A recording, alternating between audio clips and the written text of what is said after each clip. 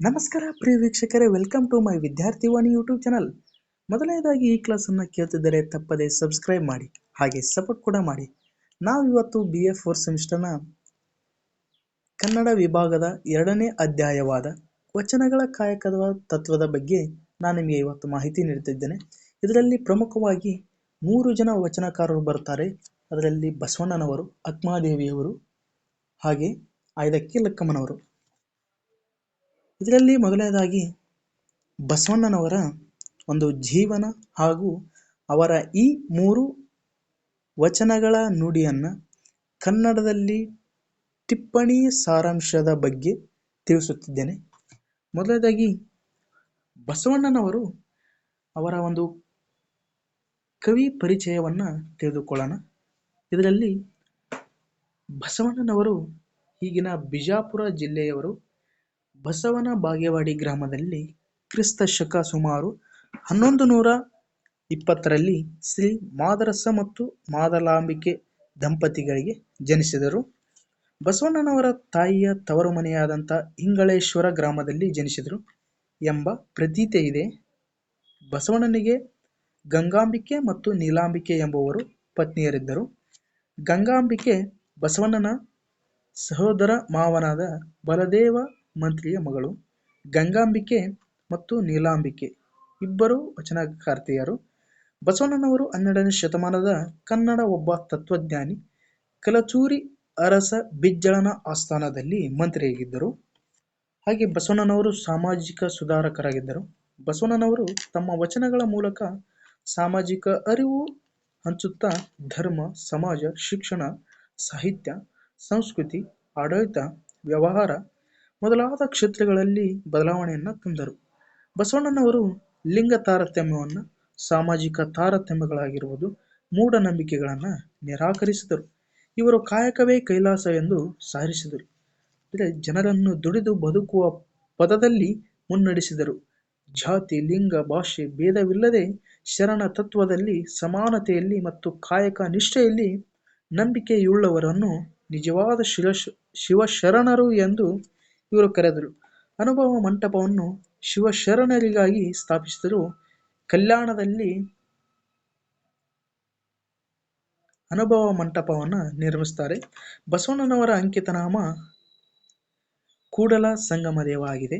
ಬಸವಣ್ಣನವರ ಈ ವಚನಗಳು ಡಾಕ್ಟರ್ ಸಂಗಮೇಶ್ ಸವದತ್ತಿಮಠ ಸಂಪಾದಿಸಿದ ವಚನಗಳ ಸಂಪುಟ 4ರಿಂದ ಆಯ್ದುಕೊಳ್ಳಲಾಗಿದೆ. ಹಾಗೆ ಇವರು ಈ 3 ನುಡಿಗಟ್ಟಗಳ ಕನ್ನಡ ಒಂದು ಸಾರಾಂಶದ ಟಿಪ್ಪಣಿಯನ್ನು ತಿಳಿಸುತ್ತಿದ್ದೇನೆ. ಮೊದಲನೇದಾಗಿ ಟಿಪ್ಪಣಿ ಸಾರಾಂಶ. ಈ ಪದ್ಯವು ಬಸವಣ್ಣನವರ ವಚನಗಳ ಶೈಲಿಯಲ್ಲಿದ್ದು ಸಮಾಜದಲ್ಲಿ ಸಮಾನತೆ, ಕಾಯಕ ತತ್ವದ ಅಥವಾ ಮಹತ್ವ ಹಾಗೂ ಭಕ್ತಿಯ ಶುದ್ಧತೆಯನ್ನು ಒತ್ತಿ ಹೇಳುತ್ತದೆ. ಕೂಡಲ ಸಂಗಮದೇವ ಎಂಬ ದೇವನಿಗೆ ಸಮರ್ಪಿತವಾಗಿರುವಂತಹ ಈ ವಚನದಲ್ಲಿ ಬಸವಣ್ಣನವನು ಮೂಢನಂಬಿಕೆ, ಜಾತಿಭೇದ ಹಾಗೂ ಅಹಂಕಾರವನ್ನು ತೀವ್ರವಾಗಿ ವಿರೋಧಿಸುತ್ತಾರೆ. ಇವರ ಈ 3 ನುಡಿಯ ಒಂದು ಕನ್ನಡ ಸಾರಾಂಶವನ್ನು ತಿಳಿಸುತ್ತಿದ್ದೇನೆ. ವಿವರಣೆ.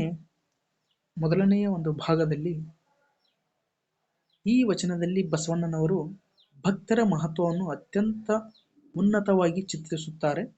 ಮೊದಲನೆಯ ಭಾಗದಲ್ಲಿ ದೇವರು ಭಕ್ತರ ಮನೆಗೆ ಬಂದಾಗ ನಾವು ಯಾವ ಕೆಲಸ ಮಾಡಬೇಕು ಎಂಬುದರ ಬಗ್ಗೆ ಯೋಚಿಸುವುದೇ ಒಂದು ತಪ್ಪು ಎಂದು ಹೇಳುತ್ತಾರೆ. ಭಕ್ತರನ್ನು ಗೌರವದಿಂದ ಸ್ವಾಗತಿಸುವುದು ನಮ್ಮ ಕರ್ತವ್ಯ. ಅವರಲ್ಲಿ ಜಾತಿ, ಮತ, ಭೇದ, ಕುಲ ನೋಡಬಾರದು ಎಂದು ಅನೇಕ ವಿವಿಧ ರೀತಿಯಲ್ಲಿ ನಾನಾರ್ಥಗಳನ್ನು ಕೊಡುತ್ತಾರೆ. ಅದನ್ನು ನೋಡಿದರೆ ದೇವರ ಕೋಪಕ್ಕೆ ಗುರಿಯಾಗುತ್ತಾನೆ ಎಂದು ಎಚ್ಚರಿಸುತ್ತಾರೆ. ಮೊದಲನೇ ಒಂದು ವಚನದಲ್ಲಿ. ಎರಡನೇ ಭಾಗದಲ್ಲಿ ಪ್ರಮುಖವಾಗಿ ಗುರು ಉಪದೇಶ ಮಂತ್ರ ವೈದ್ಯ, ಒಂದು ಶಿಷ್ಯ ಗುರುವಿನ ನಡುವಿನ ಒಂದು ಸಂಬಂಧವನ್ನು ಇಲ್ಲಿ ಹೇಳ್ತಾರೆ. ಜಂಗಮ ಉಪದೇಶ ಶಸ್ತ್ರವೈದ್ಯ ಎಂದು ಹೇಳುವುದರ ಮೂಲಕ ಗುರು ಮತ್ತು ಜಂಗಮರ ಮಹತ್ವವನ್ನು ವಿವರಿಸುತ್ತಾರೆ. ಗುರುವಿನ ಉಪದೇಶ ಮನಸ್ಸಿನ ರೋಗವನ್ನು ಅಥವಾ ಅಜ್ಞಾನ, ರೋಗ ಅಂದರೆ ಒಂದು ಅಜ್ಞಾನ ನಿವಾರಿಸುವ ಔಷಧಿಯಂತೆ ಇದ್ದರೆ, ಜಂಗಮನ ಉಪದೇಶ ಶಸ್ತ್ರವೈದ್ಯನಂತೆ ಕಠಿಣವಾದರೂ ಪರಿಣಾಮಕಾರಿ.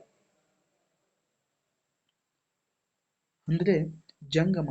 ಒಬ್ಬ ಗುರುಗಳು ಯಾವ ರೀತಿ ಉಪದೇಶವನ್ನು ಮಾಡುತ್ತಾರೆ, ಇದು ಎಷ್ಟೇ ಕಠಿಣವಾದರೂ ಕಲಿಬೇಕೆನ್ನುವ ಒಂದು ಮನಸ್ಥಿತಿ, ಇವುಗಳ ಮೂಲಕ ಒಬ್ಬ ಮಾನವನ ಭವರೋಗ, ಜನನ ಮರಣ ಚಕ್ರದ ದುಃಖ ನಿವಾರಣ ಸಾಧ್ಯ ಎಂದು ತಿಳಿಸುತ್ತಾರೆ. ಮೂರನೇ ಒಂದು ಭಾಗದಲ್ಲಿ ಸಮಾಜದಲ್ಲಿರುವಂತಹ ಒಂದು ದ್ವಂದ್ವ ಸ್ವಭಾವವನ್ನು ತೋರಿಸುತ್ತಾರೆ. ಕೆಲವರು ಇದು ಮಾಡಬೇಡ ಎಂದು ಹೇಳಿ ಅದೇ ಕೆಲಸವನ್ನು ತಾವೇ ಮಾಡುತ್ತಾರೆ. ಅಂತಹ ದ್ವಂದ್ವಾಚರಣೆ ತಪ್ಪು ಎಂದು ಬಸವಣ್ಣನವರು ಹೇಳುತ್ತಾರೆ. ಪ್ರತಿಯೊಬ್ಬರು ತಮ್ಮ ಕಾರ್ಯವನ್ನು ಪ್ರಾಮಾಣಿಕವಾಗಿ ನೀತಿ ಪಾಲನೆಯನ್ನು ಮಾಡಬೇಕು. ಅಂದ್ರೆ ಕೆಟ್ಟವಾದಂತ ಒಂದು ಅಸಭ್ಯ ವರ್ತನೆಯನ್ನ ಇಲ್ಲಿ ಸಮಾಜದಲ್ಲಿ ಒಂದು ಬಸವಣ್ಣನವರು ತಮ್ಮ ವಚನಗಳ ಮೂಲಕ ತಿಳಿಸುತ್ತಾರೆ. ಇದನ್ನು ಬೇಡ ಎಂದು ಮಾನವ ಒಂದು ಭಾವನೆಗಳಿಂದ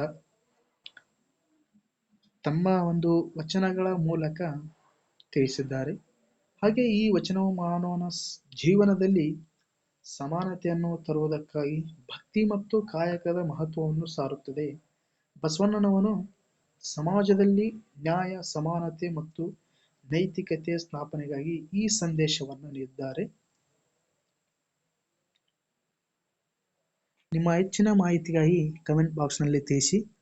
ಹಾಗೆ ಅಕ್ಮಾದೇವಿಯವರದು 2ನೇ ಭಾಗದಲ್ಲಿ ಅವರ ವಚನಗಳ ಒಂದು ಅಕ್ಮಾದೇವಿಯವರ ಜೀವನ ಹಾಗೂ ಅವರ ವಚನಗಳ ಒಂದು ಕನ್ನಡ ಟಿಪ್ಪಣಿಯನ್ನ 2ನೇ ಭಾಗದಲ್ಲಿ ನೀಡುತ್ತಿದ್ದೇನೆ.